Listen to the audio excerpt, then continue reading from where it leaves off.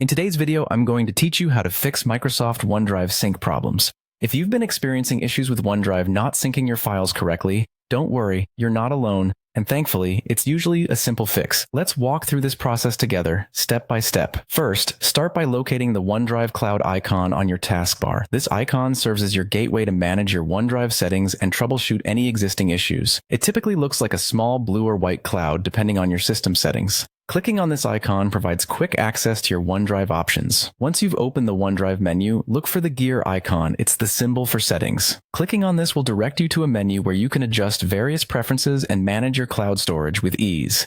In this settings menu, you'll want to find and select the option labeled Pause Syncing. This temporary stop is important because it allows you to reset the syncing process entirely. After selecting Pause Syncing, proceed to click on Quit OneDrive. This action shuts down the application so you can properly restart it. After quitting OneDrive, navigate to your File Explorer. You can do this by simply clicking on the folder icon in your taskbar or by searching for File Explorer in your Start menu. Once you're in the File Explorer, locate the OneDrive folder. You might see the familiar cloud icon beside the name of the folder, which signifies that it's synced to the cloud.